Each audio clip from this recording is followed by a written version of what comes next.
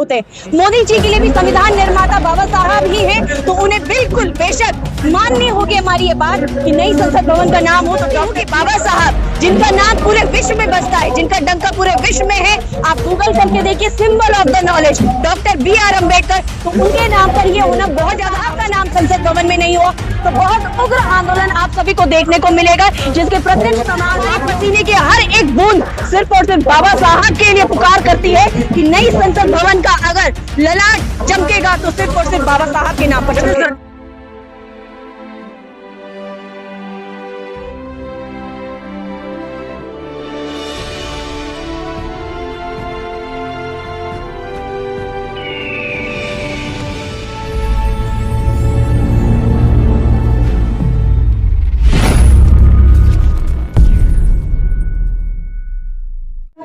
नई संसद बन रही है उसका नाम बाबा साहब के नाम पे रखा जाए, क्या संभव है ये?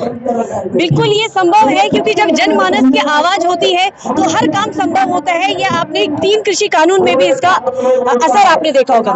रही बात, जैसे आपने पूछा है कि आज ये महारैली का आयोजन है, क्या ये बाबा साहब के नाम पर होना चाहिए या नहीं, तो इसमें मेरी सिर्फ एक ही मांग है कि सिर्फ और सिर्फ बाबा साहब के नाम पर होना चाहिए। जिस प्रकार खेल रत्न राजीव गांधी से मेजर ध्यानचंद ही सुशोभित होता है, इसी प्रकार संविधान का जो मूल आधार, जो संविधान की आधारशिला है, वो डॉक्टर B.R. अम्बेडकर के द्वारा लिखी गई है, तो उनके समतुल्य कोई दूसरा नाम नहीं है। तो ये हम लोग की मांग है कि बिल्कुल जो नई संसद भवन है उसका नाम सिर्फ और सिर्फ डॉक्टर भीमराव अम्बेडकर होना चाहिए। आप लोगों में इतनी ताकत है, इतने पावर है, वो सत्ता में बैठे लोग हैं, उनके पास पावर है, सब कुछ है, आप लोग एकजुट भी नहीं होते हैं, ये संगठन अलग अलग खेमे में बटे हुए हैं, हो पाएगा ये संभव? बिल्कुल हो पाएगा संभव। देखिए ऐसा है कि संगठन चाहे अलग अलग होंगे, लेकिन सबका टारगेट एक जैसा है, और मैं नहीं समझती हूँ कि इस मुहिम के लिए हमें किसी एक संगठन की आवश्यकता है। इस मुहिम के लिए भारत के हर एक नागरिक की आवश्यकता है, चाहे आप हो कोई भी हो, क्योंकि जो संविधान भारत रत्न द्वारा लिखा गया है वो सिर्फ और सिर्फ दलितों के लिए नहीं है, महिलाओं के लिए नहीं है, किसी लेबर के लिए नहीं है, वो भारत के हर एक नागरिक के लिए है। तो ये आपका भी दायित्व बनता है कि जिस व्यक्ति ने आपको नियम कानून का संविधान दिया है, आप भी उसके लिए अपनी आवाज उठाइए। तो इस काम के लिए किसी विशेष संगठन की कोई आवश्यकता नहीं। आप संविधान संसद का नाम की बात कर रही है, लेकिन अडानी अंबानी को सारा प्राइवेट सेक्टर कर दिया गया है, सारे सरकारी जितने भी थे ठेके दे दिए गए हैं, ठेके में बदल दिए गए। आप अभी तक इसी पे अटके हुए हैं। जी बिल्कुल, हम चाहते हैं कि बाबा साहब को जो इतिहास है उसे प्रकाश में लाया जाना बहुत ज्यादा आवश्यक है, और उसके लिए जो नई संसद भवन है ये बहुत ही अच्छा माध्यम है कि जब बच्चे, आने वाली पीढ़ी जब जब नई संसद भवन का नाम लेंगे, तब तक बाबा साहब का नाम लेंगे और जानने का प्रयास करेंगे कि आखिर में कौन था ये व्यक्ति। और रही बात, आपने निजीकरण की बात करी है, तो जैसा कि मैं आपको बता दूं कि जो हमारा आरक्षण की व्यवस्था थी वो सामाजिक समानता लाने के लिए थी, जो अभी तक भी भारत में सक्षम साबित नहीं हो पाई है। तो इसके लिए हमारा संगठन ऑल इंडिया परिषद डॉक्टर उदित राज जी, डॉक्टर ओम सुधा जी के नेतृत्व में यह मांग करता है कि निजीकरण बंद हो, और यदि निजीकरण होना बहुत ज्यादा अनिवार्य है तो इसमें आज भी आरक्षण की व्यवस्था होनी चाहिए कि जो लोग मुख्य धारा से रह चुके थे उन्हें मुख्य धारा में लाए जाने का प्रयास किया जाना चाहिए। लेकिन जो उदित राज है वो तो खुद तो बीजेपी में रहे हैं, वो उनसे मांग रहे हैं। तो आपसे मैं एक बात पूछना चाहूंगी, क्या उदित राज जी एक प्रथम और अंतिम व्यक्ति है कि जो बीजेपी से कांग्रेस या कांग्रेस से बीजेपी में गए? मैं आपसे ये सवाल पूछना चाहूंगी। ऐसे भारत में बहुत सारे लोग हैं जिन्होंने दल बदला है, लेकिन उदित राज जी की एक खास बात है जो शायद आपकी नजरों में कभी नहीं आ पाई, चाहे वो बीजेपी में रहे हो चाहे कांग्रेस में हो, लेकिन उन्होंने निरंतर दलितों की आवाज उठाई है। मैंने ऐसे राजनेताओं को भी देखा है जो गद्दी पर बैठ तो जाते हैं पर आवाज नहीं उठाते, लेकिन मेरे उदित राज जी पे वो दम है कि वो संविधान की धाराओं को मानते हुए चाहे किसी भी पार्टी से रहे हो, लेकिन आवाज हमेशा दलितों की उन्होंने उठाई। लेकिन यहाँ पे जो SC/ST सांसद है 138, उनमें से तो एक भी नहीं आया है आपके साथ। जी बिल्कुल, इस बात का हमें बड़ा मलाल रहेगा, लेकिन मैं आपके चैनल के माध्यम से सभी राजनेताओं को बता देना चाहूंगी कि आज जिस कुर्सी पर आप बैठे हैं वो कुर्सी सिर्फ और सिर्फ बाबा साहब की बदौलत आपको मिली है। तो बहुत ज्यादा ज्यादा आवश्यक है कि हर एक अधिकारी, हर एक नागरिक, हर एक राजनेता कि वो आगे आए और बाबा साहब के हक की लड़ाई यहाँ पर लड़े। ये बाबा साहब के लिए एक बहुत बड़ी श्रद्धांजलि साबित होगी। लेकिन क्या लगता है कि मोदी जी मानेंगे आपकी मांग को? बिल्कुल मांगेंगे, क्योंकि मोदी जी के लिए भी वही नियम कानून लागू होते हैं जो आपके लिए और मेरे लिए होते हैं। मोदी जी के लिए भी संविधान निर्माता बाबा साहब ही हैं, तो उन्हें बिल्कुल बेशक माननी होगी हमारी ये बात कि नई संसद भवन का नाम हो तो डॉक्टर भीमराव अम्बेडकर। किसानों ने आंदोलन किया था 13 महीने, 700 किसानों की मौत हुई थी, तब माननीय सरकार। जी बिल्कुल, तो ये एक एग्जाम्पल सेट हुआ है सरकार के लिए। अंततः निर्णय ये था कि सरकार ने अपने तीनों कानून वापस लिए हैं, तो हम वर्तमान सरकार से ये अपील करते हैं, गुजारिश करते हैं कि ये गलती पुनः दोबारा ना हो और कानून लाना और ये दोनों ही अलग मैटर है। ठीक है, ये तो नाम आ जाएगा बाबा साहब का संसद के ऊपर, तो दलितों को फायदा क्या होगा इससे? देखिए ऐसा है, फायदा तो घर के आगे नेम प्लेट लगाने से भी कुछ नहीं होता है। अगर आपके घर के आगे, मैं अपनी बात पूरी कर देती हूँ, अपनी बात पूरी कर देती हूँ, घर के आगे जब नेम प्लेट लगाता है तो उससे व्यक्ति को एक सुकून और एक मान प्रतिष्ठा महसूस होती है। तो मैं समझती हूँ कि बाबा साहब जिनका नाम पूरे विश्व में बसता है, जिनका डंका पूरे विश्व में है, आप गूगल करके देखिए, symbol of the knowledge doctor BR Ambedkar, तो उनके नाम पर ये होना बहुत ज्यादा आवश्यक है। और मैं एक और बात वर्तमान सरकार को कह देना चाहती हूँ कि इसमें आप हमें आंदोलन के लिए विवश ना कीजिएगा। लेकिन देश में तो हिंदू राष्ट्र की बात चल रही है जी, मनुस्मृति की बात होती है जी, नहीं तो मनुस्मृति की बात हो, चाहे इस्लामिक धर्म की बात हो, किसी भी बात की धर्म हो, लेकिन ये मुद्दा इन सब बातों से परे है। बाबा साहब ने विज्ञानवाद, तर्कवाद की बात की है और पूरा भारत उसी पर ही चलता आया है और चलता आया है। मनुस्मृति की जहाँ पर आपने बात की है, तो आप कोई मर्डर कर दीजिए, मर्डर का निर्णय कभी भी मनुस्मृति से नहीं लिया गया है, न लिया जाएगा। उसकी संविधान बदलने की बात हो रही है देश में, तो बिल्कुल संविधान बदलने की बात हो रही है, बात तो बहुत कुछ होती है, लेकिन होता वही है जो संविधान के दायरे में होता है, और जो संविधान के दायरे में होगा वही आपके लिए भी लागू होता है, मेरे लिए भी लागू होता है और तत्कालीन सरकार के लिए भी वही लागू। कुछ लोग कह रहे हैं कि गौरवंतर के नाम पे रखी जाएगी संसद का नाम, आपको कैसे पता चला?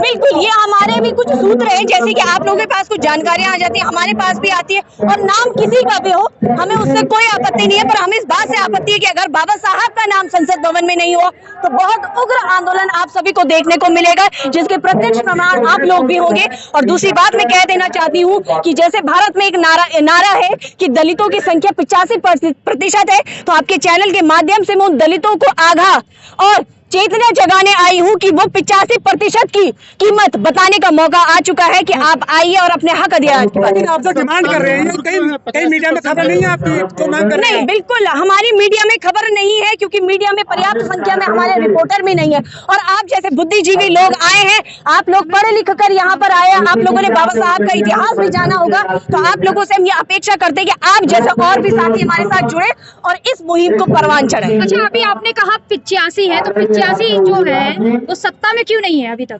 बिल्कुल सत्ता में नहीं है, क्योंकि उसके बहुत सारे कारण हैं। हमारे लोग तो आज भी इस मुहिम में आगे नहीं आए, क्योंकि कहीं ना कहीं उन्हें सामाजिक मतभेद का सामना आज भी करना पड़ता है। आप शहरों में जाइए तो हम शहरों में कहते हैं कि अब जातिगत भेदभाव नहीं होता है, पर जातिगत भेदभाव तब होगा कि जब आप शहरों में अपनी असलियत के साथ रहेंगे। शहरों में आके लोग कास्ट बदल देते हैं, अपनी पहचान छिपा लेते हैं, तो कहीं ना कहीं समाज में जब इंद्र सिंह मेघवाल जैसा केस हो सकता है, हमारे उत्तराखंड में एक सुगी ढांग का केस हुआ था कि जहां पर भोजन माता अनुसूचित जाति की होने पर, आप लोगों ने भी वो खबर देखी, क्योंकि बच्चों ने खाने का बहिष्कार कर दिया।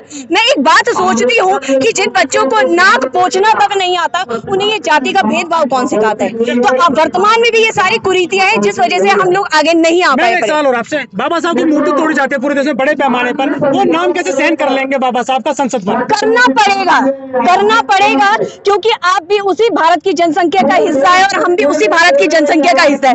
मैंने जब ये कैंपेन चलाया था तो मुझे कई सारे लोगों को इस बात से भी सामना करना पड़ा कि ये जो संसद भवन बन रहा है ये आपका और मेरा नहीं है, 140 करोड़ जनसंख्या का है। तो आपके चैनल के माध्यम से मैं उनको ये बात बता देना चाहती हूँ कि उसी 140 करोड़ जनसंख्या का हिस्सा हम भी है।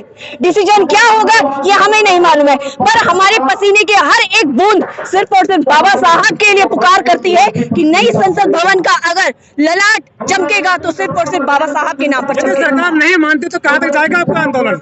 बिल्कुल, हमारा आंदोलन जिस प्रकार से आपने कृषि आंदोलन में देख चुका है कि जब बातें मनवाने पे आते हैं तो आदमी किस हद तक जाता है, तो हम भी यही अपेक्षा करते हैं कि सरकार हमें विवश न करे और हम भी ऐसा ही कुछ करने को मजबूर हैं। आंदोलन की तुलना जो है बाकी जाति जितने भी संगठन है, दलित संगठन है, उसके बराबरी से कर रहे हैं। किसानों के पास संसाधन था, बैकअप था, वो साल भर तक रुक सके थे। क्या किसी भी दलित संगठन में, किसी भी दलित बहुजन संगठन में इतनी क्षमता है जो 6 महीने सड़क पर रह सके? देखिए, बिल्कुल ये बात आपने सही कही है, पर इस बात से पहले ये बड़ा सवाल है कि हमें आंदोलन की आवश्यकता ही क्यों पड़े? क्या आप जैसे बुद्धिजीवी लोग नहीं चाहते कि जो भारत रत्न है, जिसे ज्ञान का प्रतीक माना जाता है, उसका नाम संसद भवन पे हो? मैं एक बात कहना चाहती हूँ कि इसे आंदोलन का वाक्य दिया ही क्यों जा रहा, आंदोलन का शब्द दिया ही क्यों जा रहा? क्यों न दिया जाए? लोहिया ने कहा था जब सड़कें सुनसान होती है तो संसद आवारा हो जाती है। जी, अभी क्या संसद आवारा नहीं है? आपके हाथ में संविधान तो है, लेकिन संविधान के दस्तावेज जो है धीरे धीरे फाड़ दिए गए। आप कह रही हैं कि निजीकरण नहीं हो, आरक्षण हो।